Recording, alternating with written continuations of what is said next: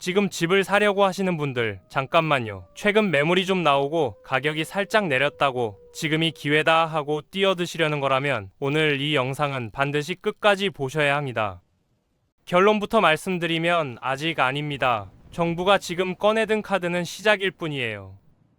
앞으로 나올 카드들까지 다 보고 나면 집값은 지금보다 더 내려갈 수 있는 구조가 깔리고 있거든요. 그런데 대부분의 사람들은 이걸 모릅니다.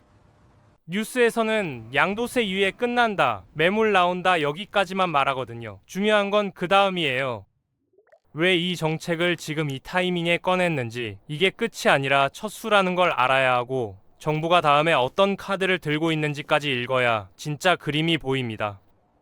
오늘 이 영상에서는 이재명 대통령이 직접 SNS에 올린 글까지 뜯어보면서 이 정책의 숨은 의도가 뭔지, 지금 집을 사면 왜 손해인지, 그리고 어떤 시그널이 나왔을 때가 진짜 사야 할 타이밍인지를 처음부터 끝까지 풀어드리겠습니다.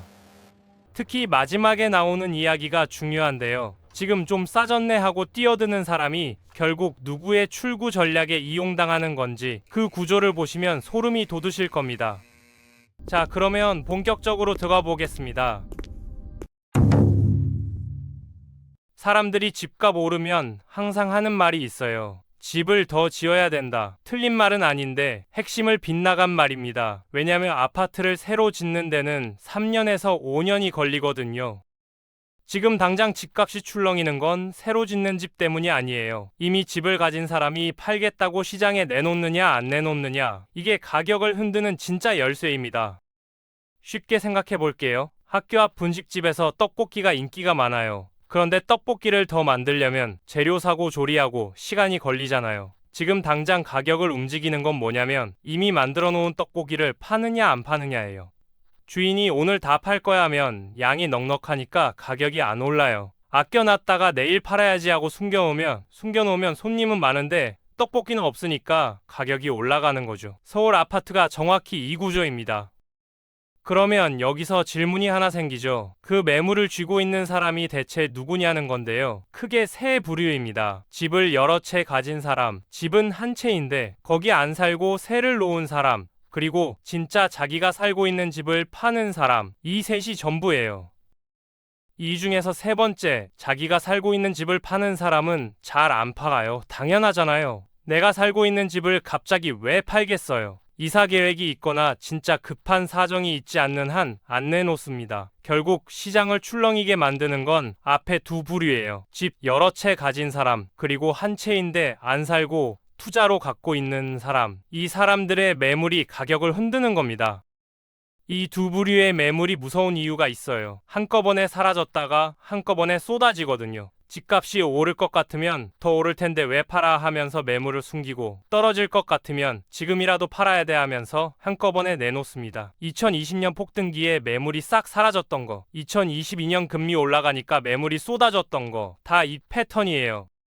그럼 여기까지가 기본 구조예요. 그런데 정부가 이 구조를 모를 리가 없잖아요. 그래서 카드를 하나 꺼내 들었습니다. 집 여러 채 가진 사람들아, 5월 9일까지 팔면 세금 덜 매길게. 이게 양도세 중과 유예인데요. 그런데 이 카드의 진짜 의도는 단순히 매물을 늘리는 게 아닙니다. 정부가 노리는 게 따로 있어요.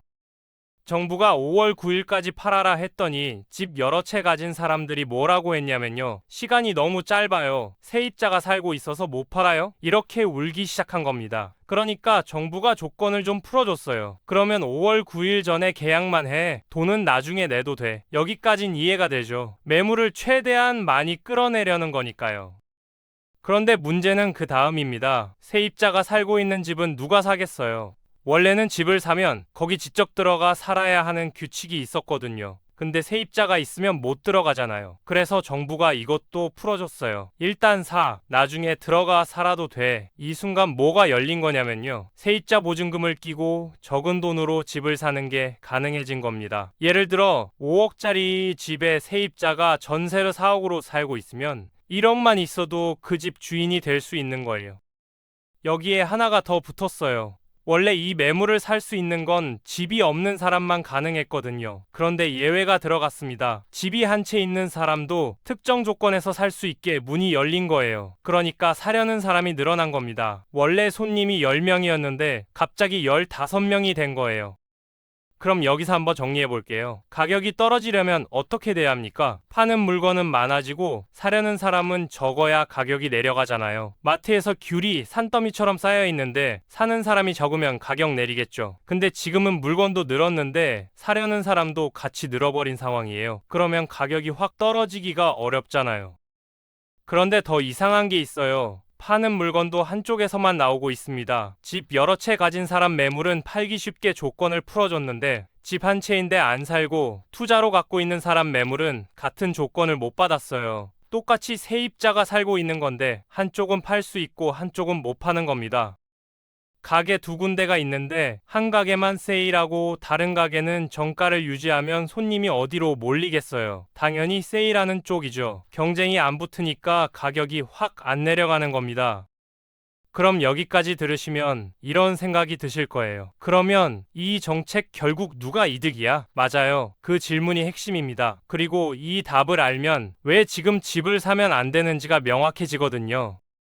지금 이 구조에서 가장 이득을 보는 사람, 집 여러 채 가진 사람입니다. 이 사람들은 원래 집을 팔면 세금을 왕창 내야 했어요. 그런데 5월 9일까지 팔면 그 세금을 확 깎아주겠다고 했으니까 지금이 빠져나갈 절호의 타이밍인 거예요. 세금 아끼면서 그동안 올랐던 시세 차익까지 챙기고 깔끔하게 정리하는 겁니다. 이 사람들한테는 지금이 축제예요.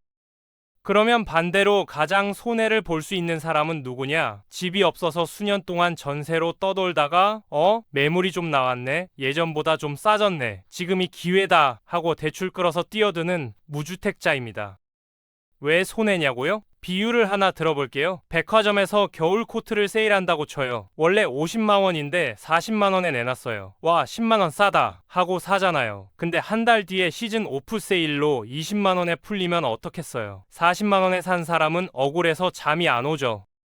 지금 집 시장이 정확히 이 상황일 수 있다는 겁니다. 지금 나온 매물은 첫 번째 세일이에요. 근데 정부 손에 카드가 더 있어요. 이 카드들이 나오면 매물이 지금보다 훨씬 더 쏟아질 수 있고 그러면 가격은 더 내려갑니다. 지금 좀 싸졌다고 덥석 물면 나중에 더 싸진 걸 보면서 후회하는 상황이 올 수 있다는 거예요. 이게 빈말이 아닌 게 구조를 한번 보세요. 집 여러 채 가진 사람은 세금 혜택 받으면서 빠져나갔어요. 그 집을 무주택자가 대출받아서 샀어요. 그래. 그런데 이후에 정부가 추가 정책을 쏟아내면서 매물이 더 나오고 가격이 더 떨어져요. 그러면 누가 남아요? 대출 이자는 매달 나가는데 집값은 계속 빠지는 무주택자만 남는 겁니다. 집 여러 채 가진 사람은 돈 들고 이미 떠났어요. 집값 떨어지든 말든 상관없죠.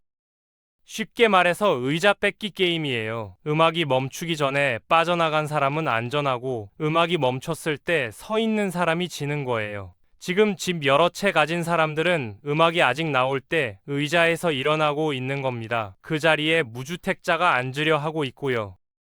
그러면 도대체 정부가 들고 있는 나머지 카드가 뭐냐? 이걸 알아야 지금은 아직 때가 아니구나 아니면 이 시그널이 나오면 그때 움직여야겠다를 판단할 수 있잖아요. 이재명 대통령이 SNS에 직접 올린 글에 그 답이 다 들어 있습니다. 이재명 대통령이 SNS에 뭐라고 썼냐면요. 집은 투자 수단일 수도 있지만 기본적으로 주거 수단이다. 이 한 줄이 전부를 말해줍니다. 그러면서 이런 말도 했어요. 살지도 않을 집을 사모으는 바람에 집이 부족해지고 집값이 비정상적으로 올라서 젊은 사람들이 결혼도 못하고 아이도 못 낳고 있다. 이게 그냥 하는 소리가 아닙니다. 다음 정책의 방향을 미리 알려주는 시그널이에요. 첫 번째 카드는 이겁니다. 지금 집 한 채 있는데 거기 안 살고 투자로 갖고 있는 사람들. 이 사람들이 집을 안 파는 이유가 뭔지 아세요? 안 팔아도 이득이니까 안 파는 거예요. 지금 세금 구조가 어떻게 돼 있냐면 집을 오래 갖고만 있어도 나중에 팔 때 세금을 깎아줘요. 살지도 않는 집인데 그냥 들고 있기만 하면 시간이 지날수록 세금이 줄어드는 구조인 겁니다. 그러니까 당연히 안 팔죠. 들고 있는 게 돈이 되는데 왜 팔겠어요? 이걸 바꾸겠다는 겁니다. 실제로 거기 살았던 기간만 세금을 깎아주고 안 살고 갖고만 있었으면 혜택을 안 주겠다는 거예요. 이게 되면 어떻게 돼요? 갖고 있을 이유가 사라지니까 매물이 쏟아집니다. 두 번째 카드는 더 강력해요. 대통령이 직접 이렇게 물었습니다. 집값 안정이라는 국가적 과제를 해결하기 위해서라도 투자 목적으로 여러 채 산 사람한테 대출 혜택까지 주는 게 맞느냐? 이게 무슨 뜻이냐면요. 10년 전에는 집값의 70에서 80%까지 대출이 됐어요. 10억짜리 집을 2, 3억만 있어도 살 수 있었던 거예요. 그렇게 빌려서 집 사고 집값 오르니까 돈 벌었잖아요. 근데 지금 집 사려는 사람은 40%밖에 대출이 안 돼요. 같은 10억짜리 집인데 6억이 있어야 한다는 거예요. 옛날에 빌린 사람은 좋은 조건 그대로 유지되고 지금 빌리려는 사람은 문이 닫혀 있는 겁니다. 대통령이 이걸 정면으로 건드린 거예요. 대출 만기 오면 새로운 규칙을 적용하겠다. 쉽게 말해서 옛날에 좋은 조건으로 빌린 사람들한테 이제 갚아라고 하겠다는 겁니다. 갚으려면 어떻게 해야 돼요? 집을 팔아야죠. 팔면 매물이 쏟아지고 가격은 더 내려갑니다. 그리고 그 돈이 은행으로 돌아오면 그걸로 집 없는 사람한테 대출을 해주겠다는 거예요. 그럼 여기서 전체 그림이 보이시죠? 첫 번째 수는 집 여러 채 가진 사람아 5월까지 팔아. 두 번째 수는 안 살면서 갖고만 있는 사람 너도 세금 혜택 없어진다. 세 번째 수는 빌려서 집 산 사람 대출 만기 되면 갚아야 한다. 이 세 장의 카드가 순서대로 나오면 매물은 지금과는 비교도 안 되게 쏟아져요. 그런데 지금 나온 건 첫 번째 카드 한 장뿐입니다. 나머지 두 장이 나올 때까지 기다리면 가격은 더 내려갈 수밖에 없는 구조라는 거예요. 그러면 마지막으로 정리해야 될 게 있죠. 그래서 대체 언제 사야 되는 건데 어떤 신호가 나오면 움직여도 되는 건데 이 답을 드리고 마무리하겠습니다. 정리하겠습니다. 지금 집을 사도 되는 타이밍은 아직 아닙니다. 왜냐면 정부가 꺼내든 카드가 아직 첫 장이거든요. 집 여러 채 가진 사람 매물이 나오는 건 시작일 뿐이에요. 진짜 가격이 내려가려면 두 가지가 더 나와야 합니다. 안 살면서 갖고만 있는 집에 대한 세금 혜택이 사라져야 하고 옛날에 좋은 조건으로 빌려서 집 산 사람들의 대출 구조 조정이 시작돼야 해요. 이 두 장의 카드가 나오면 매물은 지금과 비교도 안 되게 쏟아집니다. 그때가 진짜 가격이 움직이는 시점이에요. 그러니까 지금 봐야 할 시그널이 뭐냐면 뉴스에서 보유공제 폐지라는 단어가 나오는지 기대출자 대출 규제 적용이라는 이야기가 나오는지 이 두 가지를 주목하시면 됩니다. 이게 현실화되기 시작하면 집 갖고 버티던 사람들이 더 이상 들고 있으면 손해다 하고 매물을 쏟아내요. 그때 매물끼리 경쟁이 붙으면서 가격이 확 내려가고 그 시점이 진짜 내 집 마련의 타이밍인 겁니다. 지금 좀 싸졌네 하고 첫 번째 세일에 뛰어들면 두 번째, 세 번째 세일을 보면서 후회할 수 있어요. 집 여러 채 가진 사람은 세금 아끼면서 빠져나가고 그 자리에 대출받아 들어간 사람이 하락의 짐을 지는 겁니다. 의자 뺏기 게임에서 음악이 아직 끝나지 않았어요. 섣불리 앉지 마시고 음악이 멈추는 그 순간을 기다리세요. 여러분은 이번 정책 흐름 어떻게 보고 계신가요? 지금이 기회라고 보시는지 아니면 나머지 카드가 나올 때까지 기다리실 건지 댓글로 여러분의 생각을 들려주세요. 오늘 영상이 도움이 되셨다면 좋아요와 구독 부탁드리고요. 다음 시그널에서 또 뵙겠습니다.